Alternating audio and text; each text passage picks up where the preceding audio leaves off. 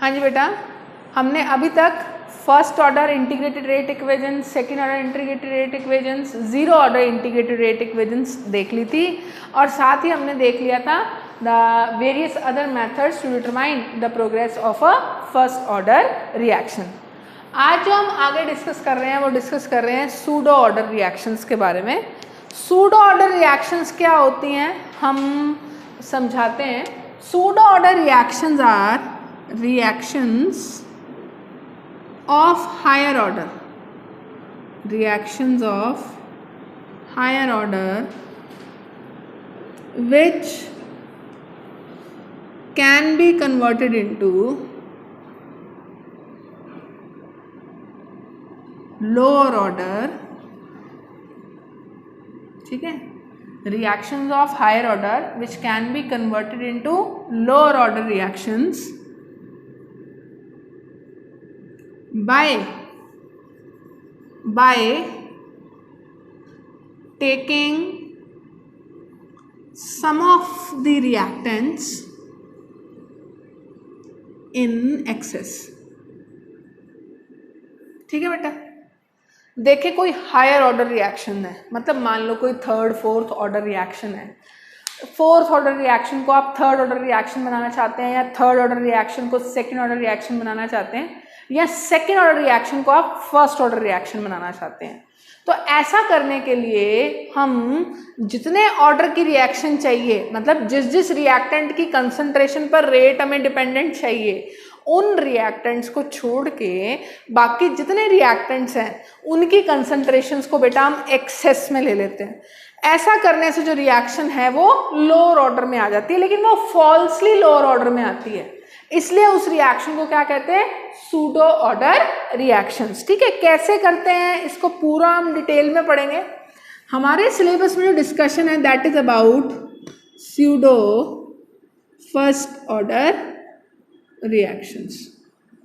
ठीक है, हमारे सिलेबस में जो है वो क्या है, सूडो फर्स्ट ऑर्डर रिएक्शंस है। ऐसी रिएक्शंस हैं जो फॉल्सली फर्स्ट ऑर्डर में, मतलब हायर ऑर्डर की रिएक्शंस हैं जिसको हम किस में कन्वर्ट कर सकते हैं, फर्स्ट ऑर्डर रिएक्शंस में कन्वर्ट कर सकते हैं। तो सूडो फर्स्ट ऑर्डर रिएक्शंस क्या हैं, रिएक्शंस ऑफ सेकेंड ऑर्डर और higher order, reactions of second order or higher order which are converted into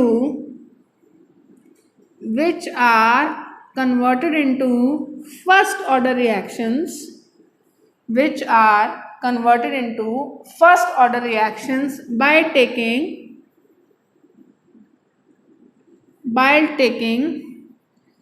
all the reactants in excess, by taking all the reactants in excess except one। ठीक है, क्या बोला हमने बोला second order या higher order की reactions, है ना, सेकेंड ऑर्डर या हायर ऑर्डर की रिएक्शंस जिनको आपने कन्वर्ट कर लिया है किसमें, converted into first order reactions. ठीक है, और reactions of second order or higher order which are converted into first order reactions by taking all the reactants in excess, बाकी सभी reactants को excess में लेके सिवाय एक के। ठीक है, कैसे इसको और अच्छे से समझते हैं, by taking an example। सबसे पहला हम एग्जाम्पल लेते हैं हाइड्रोलिसिस ऑफ शुगर। ठीक है, हाइड्रोलिसिस ऑफ शुगर। यहाँ बेटे जो शुगर हम लेते हैं वो शुगर कौन सी लेते हैं, सुक्रोज लेते हैं। आप सबको पता है सुक्रोज का मॉलिक्यूलर फॉर्मूला क्या है, सुक्रोज का मॉलिक्यूलर फॉर्मूला है C12H22O11, दिस इज सुक्रोज। और इसका बच्चे हम क्या करवा रहे हैं, हाइड्रोलिसिस करवा रहे हैं, मतलब किसके साथ रिएक्शन करवा रहे हैं, वाटर के साथ रिएक्शन करवा रहे हैं। इस रिएक्शन का जो कैटलिस्ट होता है बेटा वो कौन होता है, H+ आयंस इस रिएक्शन के लिए कैटलिस्ट का काम करते हैं। और आपको पता है सुक्रोज का जब हाइड्रोलिसिस हो जाता है तो उससे दो चीज़ें बनती हैं with same molecular formula but different functional groups. One is called glucose and another is called fructose. ठीक है, C12H22O11 plus water H plus की प्रेजेंस में C6H12O6 प्लस फ्रक्टोज ग्लूकोज और फ्रक्टोज बनाता है. ठीक है, अकॉर्डिंग टू एक्सपेरिमेंटल डाटाज इस रिएक्शन की जो रेट देखी गई है, according to the experimental data इस रिएक्शन की जो रेट देखी गई है वो किसके ऊपर डिपेंडेंट है? शुगर की कंसंट्रेशन पर भी डिपेंडेंट है रेज टू पावर 1 और वाटर की कंसंट्रेशन पर भी डिपेंडेंट है रेज टू पावर 1. इसका मतलब रिएक्शन कौन से ऑर्डर की है? सेकेंड ऑर्डर की रिएक्शन. कौन से ऑर्डर की रिएक्शन है? सेकेंड ऑर्डर की रिएक्शन है. अब इस सेकेंड ऑर्डर की रिएक्शन को मैं फर्स्ट ऑर्डर की रिएक्शन में बदलूंगी. कैसे बदलूंगी? By taking one of the reactants in excess. तो मैंने क्या किया? I had C12H22O11. I had C12H22O11 which is called sucrose. C12H22O11 sucrose. इसकी ट्रीटमेंट हमने किससे करवा दी? H2O से, वाटर. और आपने इस बार वाटर किस में ले लिया? एक्सेस में ले लिया. ठीक है, एसिड की प्रेजेंस में ये कन्वर्ट हो गया किस में? C6H12O6 plus C6H12O6. One is glucose and one is fructose. अब देखो एक्सेस में लेने का क्या मतलब है? एक्सेस में लेने का मतलब है इसके तो आपने 1 मोल लिए, इसके 1000 मोल ले लिए, ये मतलब है एक्सेस. भी वो तो 1 मोल लिया है और इसके ऑलमोस्ट आपने कितने मोल्स ले लिए? 1000 मोल्स ले लिए. और सपोज जब रिएक्शन हुई टाइम t तक तो ये 1 में से 0.1 खर्च हुआ तो ये कितना बच गया? 0.9 बच गया. 1 में से 0.1 खर्च हुआ तो ये बच कितना गया? 0.9. और अगर ये 0.1 खर्च हुआ है तो 1:1 के प्रोपोर्शन में कंज्यूम हो रहे हैं तो ये भी ऑलमोस्ट कितना खर्च होगा? 0.1. लेकिन 1000 में से 0.1 को माइनस करना, 1000 में से 0.1 को माइनस करना, ऑलमोस्ट मैं कह सकती हूँ इसकी कंसंट्रेशन क्या रह गई? 1000 ही रह गई. मतलब जिस रिएक्टेंट को आपने एक्सेस में ले लिया उसका कंसंट्रेशन चेंज बहुत ज़्यादा नहीं हो रहा. आप मान सकते हैं उस रिएक्शन की कंसंट्रेशन क्या रह गई? Almost same. उस रिएक्टेंट की कंसंट्रेशन क्या रह गई? ऑलमोस्ट सेम या कांस्टेंट.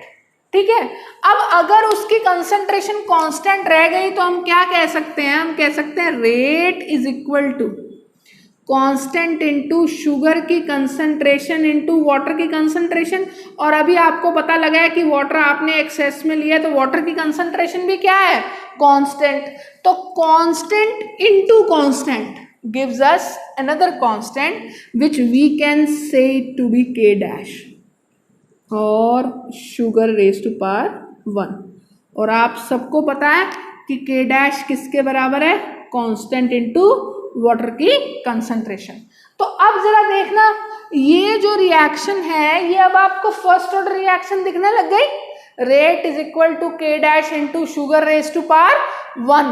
तो ये रिएक्शन फर्स्ट ऑर्डर रिएक्शन तो है, लेकिन कैसी रिएक्शन है? सूडो फर्स्ट ऑर्डर रिएक्शन है, फॉल्सली फर्स्ट ऑर्डर रिएक्शन है. एक हायर ऑर्डर रिएक्शन को, सेकेंड ऑर्डर रिएक्शन को हमने फर्स्ट ऑर्डर रिएक्शन में बदला है. कैसे? By taking one of the reactant in access.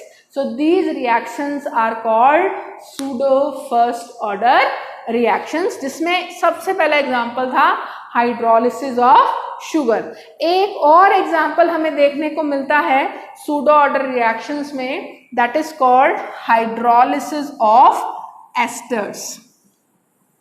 I hope the concept of pseudo order reactions is very clear to you. हम जो आगे डिस्कस करेंगे वो इसका काइनेटिक्स मतलब मैथमेटिकल ट्रीटमेंट भी देखेंगे, लेकिन अभी हम समझ रहे हैं कि इसका मतलब ही क्या है. तो जैसे दूसरा एग्जांपल लेते हैं, example number 2, that is of hydrolysis of ester. आप सबको पता है क्लास 10th से हम एस्टर हाइड्रोलिसिस पढ़ते आए हैं. एस्टर की हाइड्रोलिसिस से जो प्रोडक्ट मिलता है that are acid and alcohol, है ना. Acid and alcohol. एस्टर का एग्जांपल ले लेते हैं, CH3COO CH3 methyl acetate. Hydrolyse करता है तो क्या बनाता है, acetic acid plus alcohol, methyl alcohol, और ये रिएक्शन भी एसिड की प्रेजेंस में करवाई जाती है। ठीक है, ये एस्टर है, ये कार्बोक्सिलिक एसिड है आपके पास, और ये एल्कोहल बन रहा है। ठीक है, हमने इसमें भी क्या लिया बेटा, वाटर को किस में ले लिया, एक्सेस में ले लिया। रेट किसके बराबर था, K इंटू एस्टर की कंसंट्रेशन इंटू वाटर की concentration raise to power 1 raise to power 1। Rate is equal to constant into ester की कंसंट्रेशन इंटू वाटर की concentration raise to power 1 raise to power 1। Constant into constant, एक नया constant, तो rate किसके बराबर हो गया, रेट बराबर हो गया K dash into this ester की concentration raise to power 1, right. So this is also a pseudo order reaction. ठीक है, तो सूडो ऑर्डर रिएक्शंस क्या हैं, ऐसी हायर ऑर्डर रिएक्शंस जिनमें कुछ रिएक्टेंट्स को छोड़ के बाकियों को एक्सेस में लेके उनकी कंसंट्रेशन को कांस्टेंट कर दिया जाता है, जिससे रेट ऑफ रिएक्शन सिर्फ उन्हीं रिएक्टेंट्स की कंसंट्रेशन पर डिपेंड करने लग जाता है जिनको आपने एक्सेस में नहीं लिया। इससे रिएक्शंस लोअर ऑर्डर की हो जाती हैं, लेकिन वो फॉल्सली लोअर ऑर्डर में आती हैं, इसलिए ऐसी रिएक्शंस को क्या कहा जाता है, सूडो ऑर्डर रिएक्शंस। हमने मेजरली किसके बारे में पढ़ा है, सूडो फर्स्ट ऑर्डर रिएक्शंस के बारे में पढ़ा है। अब हम देखेंगे the kinetics behind the pseudo order reactions. हाँ जी बेटा, तो let us deal with the kinetics of pseudo order reaction. ठीक है, मतलब समझ चुके हैं, फीलिंग ले चुके हैं सूडो ऑर्डर रिएक्शन की। तो अब हम देखेंगे kinetics of a pseudo first order reaction. एक सूडो फर्स्ट ऑर्डर रिएक्शन की काइनेटिक्स की बात करेंगे। हमने पढ़ा था from second order integrated rate equation, from second order integrated rate equation हमने पढ़ा था K is equal to 2.303 by T, 2.303 by T B minus A into log A into B minus x by A into B into A minus x, है ना। ये हमने case 2 का second order reaction देखी थी, जहां पर दो अलग अलग रिएक्टेंट्स की पावर 1 पर रिएक्शन का रेट डिपेंड कर रहा था। हम क्या कर रहे हैं, इस सेकेंड ऑर्डर रिएक्शन में से किसी एक रिएक्टेंट को एक्सेस में लेंगे और बाकियों को लिमिट कर देंगे, किसी एक रिएक्टेंट को एक्सेस में लेंगे और बाकियों को लिमिट कर देंगे। ठीक है, तो केस 1 देखो, case 1, if B is taken in access, है ना, मतलब B is taken in access. अगर आपने B एक्सेस में ले लिया तो इसका मतलब है रेट ऑफ रिएक्शन अब किस पर डिपेंड करेगा, A पर। Then rate of reaction is now dependent only on A, ऐसा ही होगा। और अगर आपने B A से ज़्यादा लिया है तो B X से भी ज़्यादा होगा, क्योंकि X A से कम है ना, इसको ऐसे ले लो, X A से कम है ना। तो ज़रा ये इक्वेशन देखना, K is equal to 2.303 by T। अब B और A में से B बहुत ज़्यादा है, तो B माइनस A को, A नेग्लिजिबल है, B माइनस A को मैं ऑलमोस्ट क्या लिख देती हूँ, B। तो K किसके इक्वल है, 2.303 बाई BT लॉग ए बाहर है, बी माइनस एक्स, बी फिर से बहुत ज़्यादा है, एक्सेस में है, बी माइनस एक्स को भी मैं क्या लिख सकती हूँ, ओनली बी इंटू बी, और नीचे B into A minus x रह गया, ये कट गया, तो यहाँ से के किसके बराबर हो गया, 2.303 बाय टी, और b को हम यहाँ ले गए log a by a minus x. अब k इंटू बी को हम क्या लिख सकते हैं, k इंटू बी को बच्चों हम लिख सकते हैं k dash, k into b को क्या लिख सकते हैं, k डैश, तो k डैश किसके बराबर हो गया, 2.303 by t log a by a minus x. तो ये क्या बन गया, इंटीग्रेटेड फर्स्ट ऑर्डर रिएक्शन का रेट लॉ कि के डैश, के इंटू बी को हमने क्या लिख दिया, k dash is equal to 2.303 by t log a by a minus x. तो देखो ये first order integrated rate law की तरह दिखने लग गया ना, बस इसका जो रेट कांस्टेंट था वो के डैश है, जो कि किसके बराबर है, के इंटू बी, बी उस रिएक्टेंट की कंसंट्रेशन है जिसको आपने किसने में लिया है, एक्सेस में लिया है, ठीक है। उल्टा केस देख लेते हैं, केस टू में हम ए को एक्सेस में लेके देख लेते हैं, उधर बी को एक्सेस में लेके दिया था, if a is taken in excess then b, ठीक है, क्या लिख सकते हैं, if a is taken in excess then rate of reaction is now dependent only on B. If A is taken in excess, then rate of reaction is now dependent only on B. Rate of reaction सिर्फ किस पर depend करेगा, B पर depend करेगा। तो फिर से हम इंटीग्रेटेड रेट लॉ लिख लेते हैं, K is equal to 2.303 by T into B minus A into log A into B minus x by B into A minus x. इस बार आपने ए को एक्सेस में लिया हुआ है, मतलब जहाँ जहाँ भी ए माइनस में आ रहा है या प्लस में आ रहा है वो ए ही रहेगा, तो ये हो जाएगा k is equal to 2.303 minus a t, है ना, b माइनस ए को a लिख सकते हैं, log a into B minus x by b into a से a गया, इस माइनस को खाने के लिए मैं log इनवर्स कर दूं, k into a is equal to 2.303 by t log b by b minus x, और k इंटू ए को क्या लिख दूं, k dash is equal to 2.303 by t log b by b minus x. तो this is again the expression for a pseudo order reaction. तो basically these are the kinetic problems of a pseudo first order reaction. जिस reactant को excess में लोगे उसकी concentration के साथ product में आ जाएगी, जिसको लिमिटेड अमाउंट में रखोगे उसकी कंसंट्रेशन पर रेट ऑफ रिएक्शन डिपेंड करने लग जाएगा। तो बहुत ज़्यादा न्यूमेरिकल प्रॉब्लम्स तो जेई नीट और बोर्ड्स में नहीं देखी गई हैं, लेकिन डिफाइन करने के लिए बहुत बार पूछा गया है, एग्जाम्पल साइट करने के लिए भी बहुत बार पूछा गया है। इन केस अगर क्वेश्चन आ भी जाता है by giving the kinetic data of a pseudo order reaction, तो आपने ये काइनेटिक एक्सप्रेशंस को याद रखना है, इनको गिवन डाटा में अप्लाई करना है, और जो भी चीज़ आपसे पूछी है आप उसको आंसर करोगे।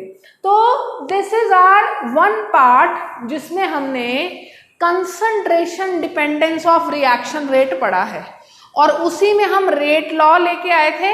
रेट लॉ से ऑर्डर निकला था, और ऑर्डर के बेसिस पे ही हमने ये रिएक्शंस पढ़ी हैं of type zero order, first order, second order and now pseudo order reaction. कुछ फर्स्ट ऑर्डर में कॉम्प्लिकेशंस भी देखी थी हमने प्रेशर मेजरमेंट और वॉल्यूम मेजरमेंट के थ्रू।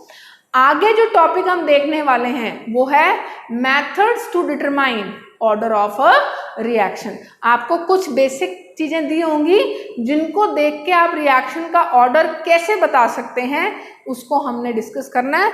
तो let us move on further with methods to determine rate of reaction. So next we are discussing methods to determine rate of reaction.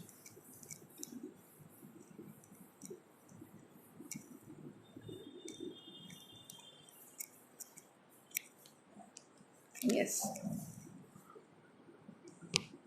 methods to determine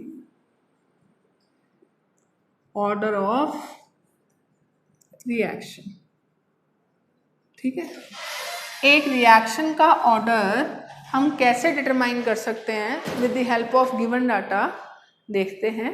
ठीक है, methods to determine order of reaction, जिसमें सबसे पहला और सबसे important method है initial rate method, जिसमें सबसे पहला और सबसे इम्पॉर्टेंट मेथड है इनिशियल रेट मेथड। इसमें क्या होता है, हम क्या करते हैं, अलग अलग रिएक्टेंट्स की कंसंट्रेशन लेके हर बार शुरू से, जैसे पहले एक्सपेरिमेंट में हमने ए की कंसंट्रेशन 1 ली, बी की 2 ली, और इस कंसंट्रेशन के साथ हमने रिएक्शन की रेट को ऑब्जर्व कर लिया। सपोज कुछ इनिशियल रेट आपके पास R01 आ रही थी। अगली बार क्या किया, अगले एक्सपेरिमेंट में आपने एक्सपेरिमेंट शुरू से शुरू किया और इनिशियल कंसंट्रेशंस ए और बी की डिफरेंट ले ली, और फिर देखा डिफरेंट कंसंट्रेशन लेने से इनिशियल रेट क्या मिलती है। तो ऐसे अलग अलग एक्सपेरिमेंट्स करते रहे, हर बार हम अलग अलग इनिशियल कंसंट्रेशन ऑफ ए और बी के साथ हमने शुरुआत की और हर बार अलग अलग इनिशियल रेट ऑफ रिएक्शन को ऑब्जर्व किया, और उसके साथ ये डिटरमाइन करने की कोशिश की कि अगर ऐसा हो रहा है तो इस डाटा को देखते हुए आप रिएक्शन का ऑर्डर कैसे निकाल सकते हैं। तो वो टेक्निक जो कहलाई that was called initial rate method.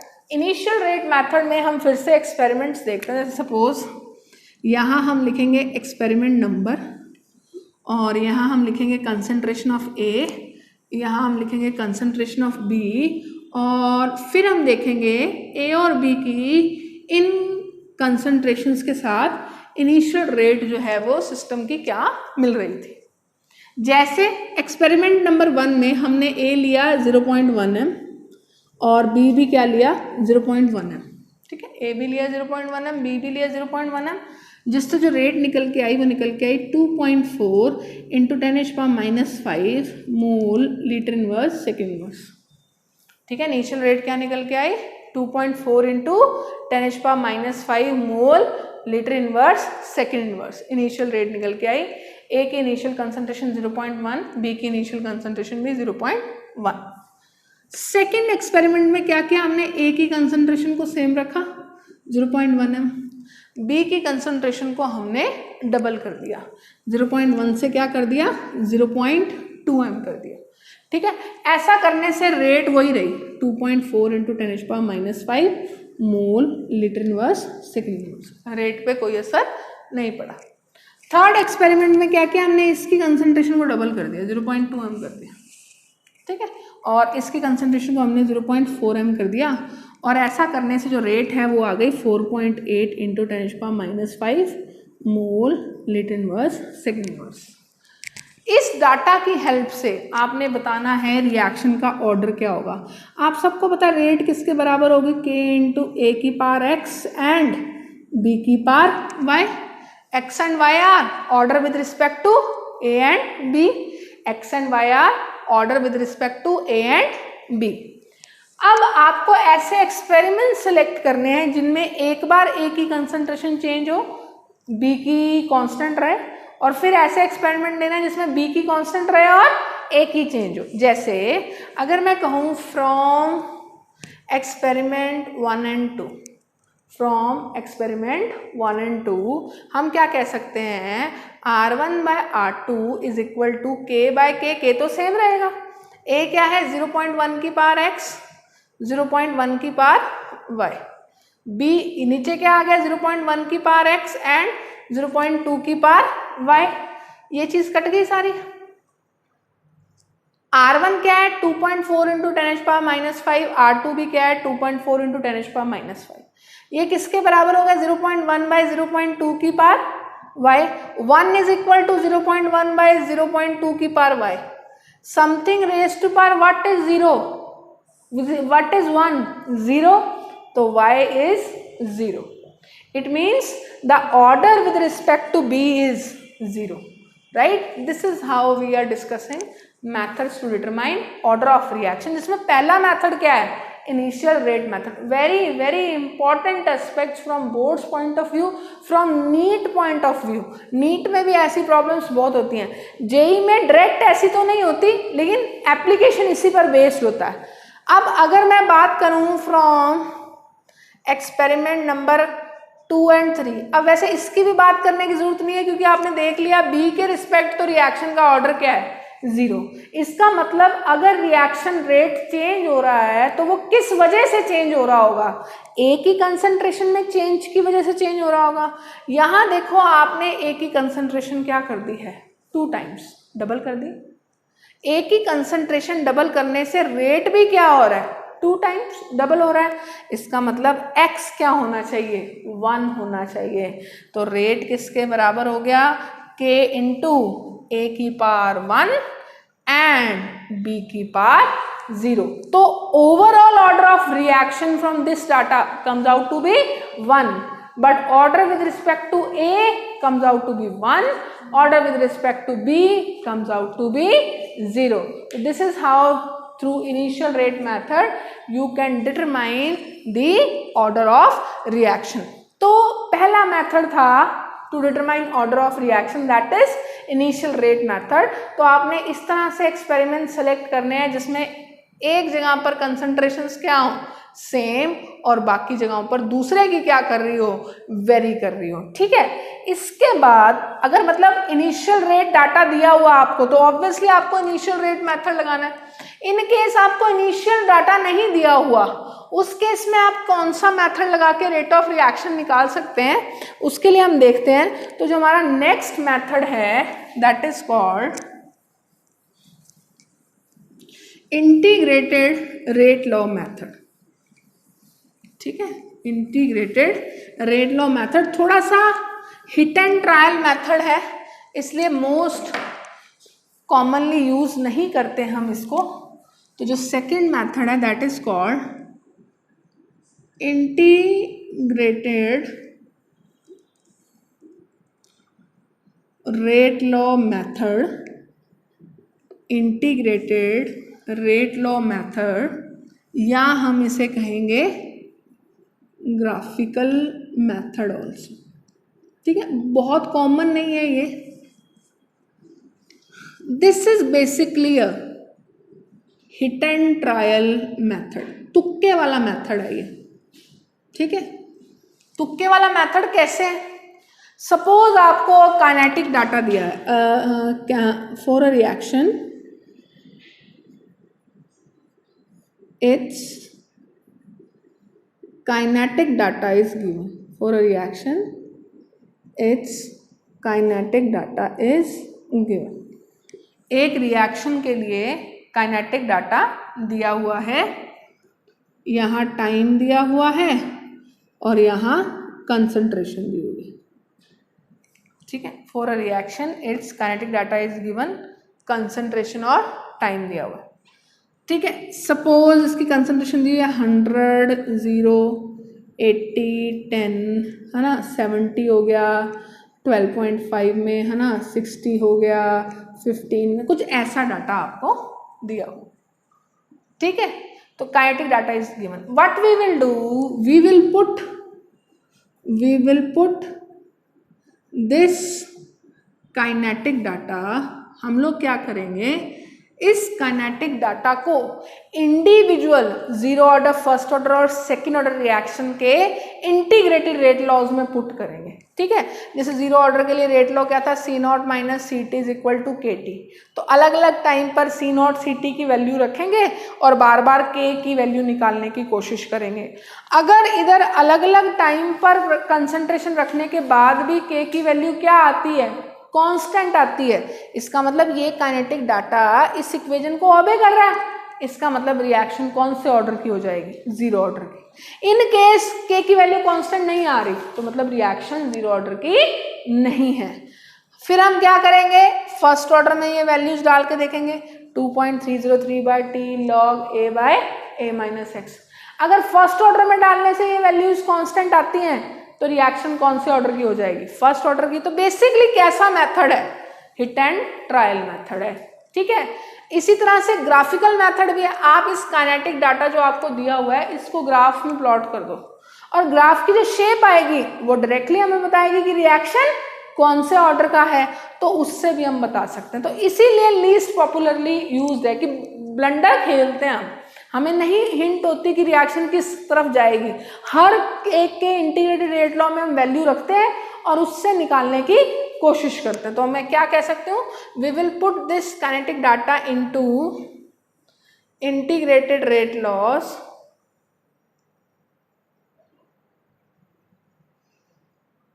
of various reactions, ठीक है। we will put this kinetic data into integrated rate laws of various reaction and will find out for which equation k comes out to be constant, k comes out to be constant। किस equation के लिए k क्या निकल के आता है?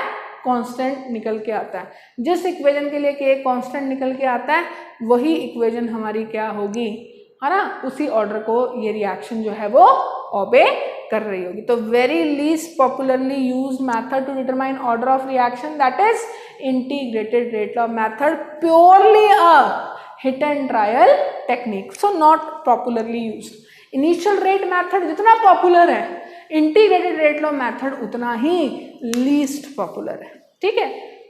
अब इसके बाद जो थर्ड टेक्निक यूज करते हैं हम, वो भी अच्छी टेक्निक है, वो भी बहुत ज़्यादा अच्छी मेथड माना जाता है to determine order of reaction. And the third technique to determine order of reaction is method of half life, ठीक है। तो third technique is methods of half life. ये हम डिस्कस कर चुके हैं पहले भी, थोड़ा सा रिवाइज कर लेते हैं यहाँ पर दोबारा।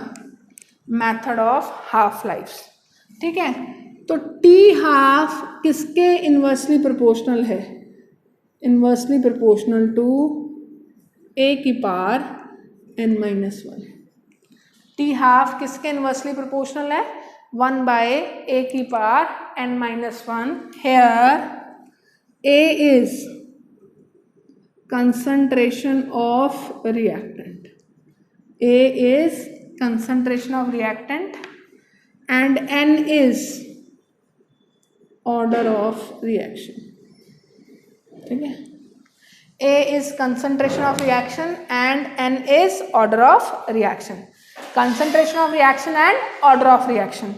तो आपको पता है if N is 0, if N is 0 then T half is inversely directly proportional to A, and if n is equal to 1 then T half is constant,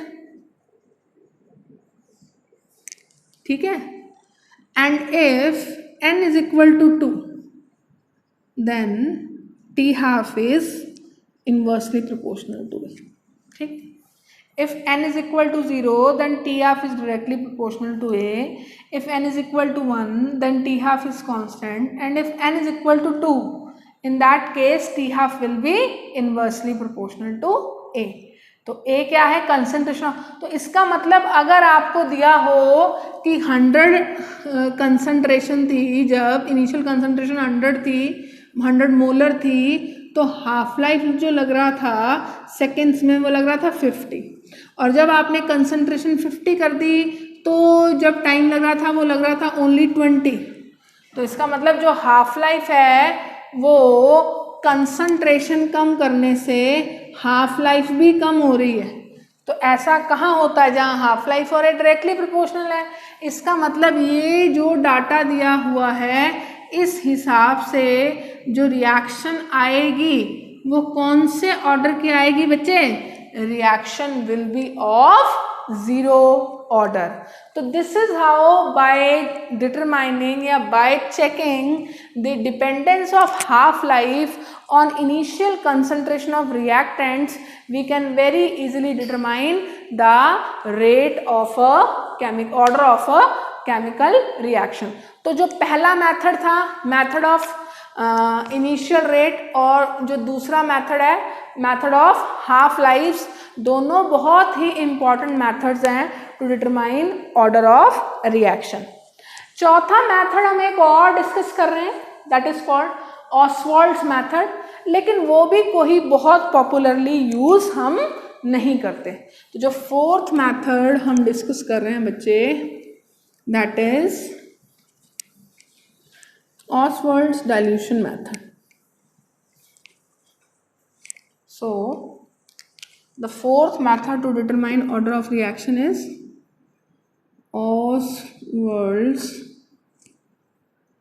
dilution method. Oswald's dilution method. Oswald का dilution method कहाँ use करते हैं? Usually used where number of reactants are very large. वहाँ use करते हैं जहाँ reactants का number usually बहुत लार्ज होता है। Usually use where number of reactants are very large. इसमें क्या करते हैं? इसमें all reactants except one are taken in excess, ठीक है। सपोज आपकी कोई रिएक्शन है जिसका रेट है, rate is equal to 3 reactants पर डिपेंड कर रहा है, ए की पावर x, बी की पावर y और सी की पावर z। सपोज ये रेट है, rate is equal to k into ए की पावर x, बी की पावर y, सी की पावर z। ये रेट है, rate is equal to k into ए की पावर x, बी की पावर y, सी की पावर z। आपने क्या करना है, किसी एक रिएक्टेंट को छोड़ के बाकी रिएक्टेंट्स को किस में ले लेना है? एक्सेस में ले लेना है, ठीक है। अब जब आप बाकियों को एक्सेस में ले लोगे तो ये वाली चीज क्या बन जाएगी? कांस्टेंट। तो रेट किसके बराबर हो जाएगा? दिस k डैश इंटू ए की पावर x, है ना, वो तो कांस्टेंट हो जाएगा। फिर क्या करोगे आप? ए की कंसंट्रेशन को चेंज करोगे तो रेट भी चेंज हो जाएगा। ए की कंसंट्रेशन को चेंज करोगे तो रेट भी चेंज हो जाएगा, ये कट जाएगा। इसका रेशो और इसका रेशो देख के आपको x पता लग जाएगा, बिल्कुल पता लग जाएगा। अगली बार आप क्या करोगे? ए और बी की कंसंट्रेशन को किस में ले लोगे? एक्सेस में। और रेट किसके रिस्पेक्ट में देखोगे? सी के रिस्पेक्ट में। आपको सी के रिस्पेक्ट में ऑर्डर पता लग जाएगा। फिर बी के रिस्पेक्ट में पता लगाने के लिए आप ए और सी को किस में ले लोगे? एक्सेस में। और आपको रिएक्शन का ऑर्डर पता लग जाएगा किसके रिस्पेक्ट में? बी के रिस्पेक्ट में। तो this is called Ostwald's dilution law, Ostwald dilution method, जहां पर जब रिएक्टेंट्स का नंबर बहुत ज़्यादा होता है तो हम एक रिएक्टेंट को चूज करते हैं, उस पर रेट की डिपेंडेंस देखते हैं, कैसे? बाकी रिएक्टेंट्स को एक्सेस में लेके। तो ऑब्वियसली बहुत लंबा मेथड है और इतना पॉपुलरली यूज्ड मेथड नहीं है। तो जो दो मेथड बहुत पॉपुलरली यूज होते हैं to determine order of reactions are initial rate methods and methods of half lives. इन दोनों मेथड से हम ऑर्डर ऑफ रिएक्शन को बहुत पॉपुलरली जो है वो डिस्क्राइब करेंगे। तो बेटा ये हमारा बेसिक सारा पार्ट है जो कि कंसंट्रेशन ऑफ रिएक्टेंट्स पर रिएक्शन रेट कैसे डिपेंड करता है, इसको एक्सप्लेन करता है।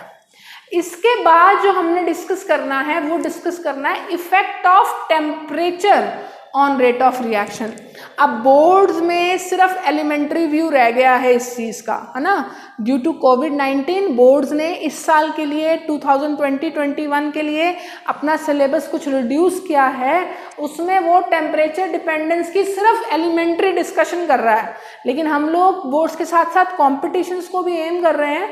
तो हम लोग जो है वो पूरा ही डिस्कस करेंगे कि how temperature affects rate of a reaction. तो आगे आने वाले टॉपिक्स में हम एक रिएक्शन की रेट टेम्परेचर से कैसे अफेक्ट होती है इसको डिस्कस करेंगे।